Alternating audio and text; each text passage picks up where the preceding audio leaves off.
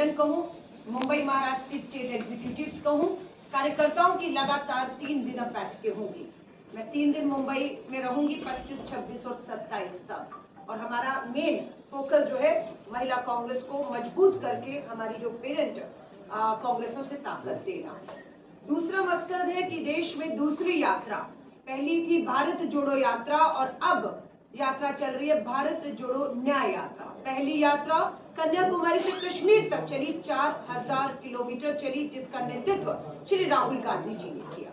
अब यात्रा पूर्व से पश्चिम चल रही है, 6713 किलोमीटर का सफर है। मणिपुर से 14 जनवरी को ये यात्रा शुरू हो चुकी है और 20 मार्च को मुंबई में इसका समापन होगा। उस मणिपुर में राहुल जी गए, राहत कैंपों में गए और मांग उठी कि एक यात्रा पूर्व से पश्चिम हो, मणिपुर से इसकी शुरुआत हो। हमने की।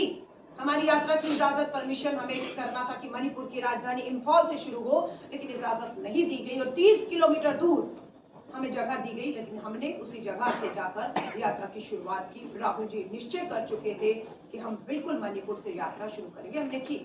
सफर आगे बढ़ा, मणिपुर से नागालैंड, नागालैंड से अरुणाचल, ईटानगर होते हुए लखीमपुर असम में जब प्रवेश किया, लगातार बौखलाई भाजपा ने हिंसा करना, यात्रा का विरोध करना शुरू कर दिया। राहुल गांधी जी मंदिर नहीं जा सकते, उसको रोक लगाने की कोशिश की।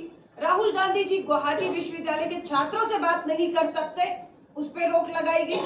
राहुल गांधी जी पत्रकारों से गुवाहाटी में वार्ता संवाद नहीं कर सकते, उस पर रोक लगाई। लेकिन राहुल गांधी जी को मंदिर जाने से रोका गुवाहाटी में, तो मंदिर के बाहर बैठ के ही बापू के भजनों के साथ रघुपति राघव राजा राम, पतित पावन सीताराम, ये भजनों से उन्होंने वहां पर जो है अपना जो है प्रार्थनाएं की। के बाद भी कोई पूछताछ, गिरफ्तारी नहीं है संदीप सेन। कुलदीप सिंह सेंगर उत्तर प्रदेश से भाजपा के विधायक नाबालिग बेटी के यौन उत्पीड़न के दोषी, बलात्कार के दोषी उम्र कैद की सजा काट रहे हैं।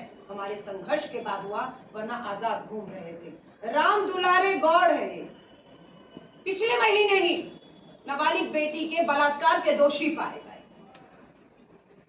चिन्मयानंद, कन्हैयालाल मिश्रा और केंद्र में आ जाइए। हरियाणा में एक बाबा को 9 बार पैरोल दे दिया।